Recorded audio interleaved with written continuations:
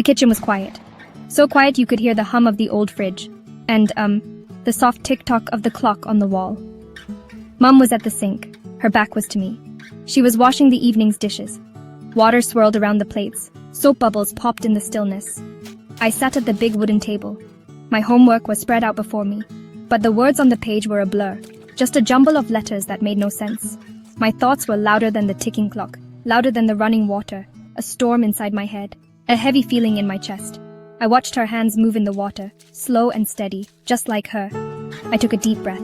The air felt thick, hard to pull in. "Mom?" I said. My voice was small, almost a whisper. It barely made a sound in the quiet room. She stopped washing. She turned the tap off. The sudden silence was even louder. She turned to face me. Her eyes were soft. They always were. She dried her hands on a tea towel, the one with the faded yellow flowers. She looked at me, and she waited. She knew. Mothers always know when something is not right, when the world feels too big for their child.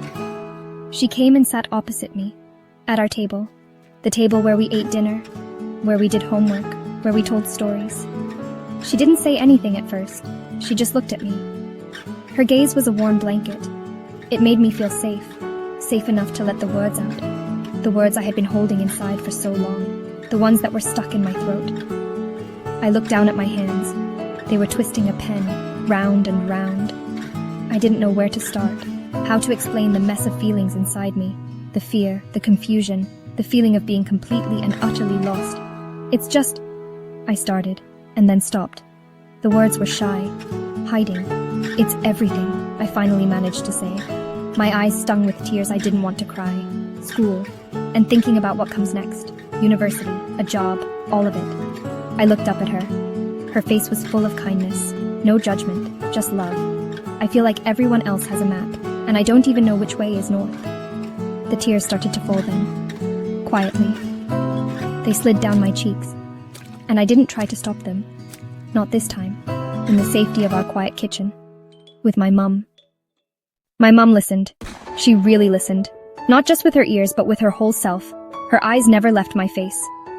She nodded slowly as I spoke. As the jumbled words tumbled out, I told her about the pressure, the need to have all the answers, the fear of choosing the wrong path, of making a mistake that I couldn't fix. I told her how some days it felt like I was standing at the bottom of a huge mountain, and I had no idea how to even start climbing. Everyone expected me to climb, to reach the top. But my legs felt weak. My heart felt tired before I had even taken the first step. It was all too much.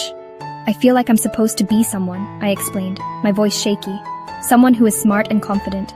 Someone who knows what she wants to do with her life. But when I look in the mirror, I don't see that person. I saw a girl who was scared. A girl who felt like an imposter, playing a part she hadn't learned the lines for. What if I can't be that person, Mum? What if I let everyone down? What if I let you down?" The biggest fear of all, spoken out loud in the quiet of the kitchen. It hung in the air between us, heavy and real, a weight I felt I had been carrying all by myself for a very long time. I told her how I looked at my friends. They all seemed so sure, so put together. They talked about their futures with such certainty. Their dreams were bright and clear. Mine felt foggy, like trying to see through a thick mist. I felt like I was pretending all the time, smiling when I wanted to cry, nodding when I didn't understand, agreeing when I felt lost. It was exhausting, this constant performance, this fear of being found out.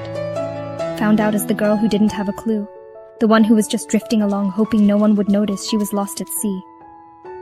"I just feel so overwhelmed," I finished, my voice trailing off. I wiped my eyes with the back of my hand. "And I'm so scared I'm doing it all wrong." There was nothing left to say. I had emptied my heart onto the wooden table between us. All the fear, all the doubt, all the worry. It was all there, in the quiet space, under the soft glow of the kitchen light. I waited, feeling small and exposed, wondering what she would say, wondering if she would understand the tangled mess of my teenage heart, or if she would tell me to just try harder. Her words were a surprise. I had always seen my mum as someone who had it all figured out, strong, capable, sure. To think of her as a scared teenager was a strange thought, but a comforting one. "Ami, I remember sitting in my room," she continued, her eyes looking far away for a moment, staring at brochures for universities. They all looked the same. All these smiling people who knew where they were going. I felt like I was the only one in the world who was terrified. She squeezed my hand. I was so afraid of making the wrong choice. I thought one wrong turn would ruin my entire life. I thought I had to have a perfect plan. A map, just like you said. She looked back at me. Her eyes were clear. But life isn't a map, love. It's more like a path you make as you walk. Ami, she told me more. About the pressure she felt from her own parents. About the friends who seemed to soar ahead while she felt stuck. She confessed that for a whole year she had no idea what she wanted to be. She just knew she wanted to be happy. But she didn't even know what that looked like. Ami, it is the biggest secret of growing up, she said, leaning in a little closer. Nobody has it all figured out. Not at your age. Not even at my age. We are all just doing our best, one day at a time. Some people are just better at pretending they have a map. Her honesty was a gift. It took the heavy weight off my shoulders. I wasn't alone. I wasn't strange or broken. My feelings were normal. They were human. They had even belonged to my mum once. Ami, you don't have to have the answers right now, she said firmly, but with so much love. You just have to be you. The girl sitting right here. The one who is kind and thoughtful. The one who is trying her best. That is more than enough. That is everything.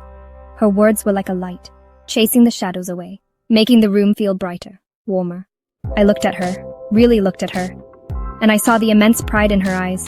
It wasn't pride for good grades or big achievements. It was pride in my honesty, pride that I had trusted her with my fragile, broken open heart. That meant more than any exam result ever could. She stood up and came around the table. She wrapped her arms around my shoulders from behind. I leaned back into her hug. It felt like coming home. You are my daughter, she whispered into my hair. And I am so incredibly proud of the person you are becoming. Not the person you think you be.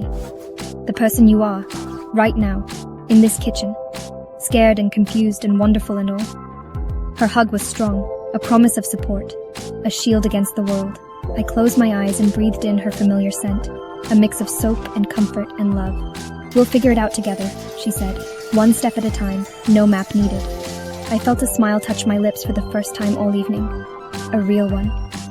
The knot of anxiety in my stomach had loosened. It was still there, a small, quiet thing, but it wasn't a monster anymore. It was just a feeling, and I knew it would pass. The kitchen didn't feel so quiet now. It was filled with something else. Understanding, trust. A deep and unbreakable bond between a mother and her daughter. A love that didn't need me to be perfect. It just needed me to be me. I turned in my chair and hugged her back properly, my face buried in her middle. I love you, Mum, I said, my voice muffled but clear. Thank you. She held me tighter for a moment. I love you more, she replied. Always, no matter what. And in that moment I knew it was true. I didn't have my future figured out. I didn't know which path I would take, but I knew I wouldn't be walking it alone. And that was more than enough. That was everything. Tonight, in the soft light of our kitchen, that was all the certainty I needed.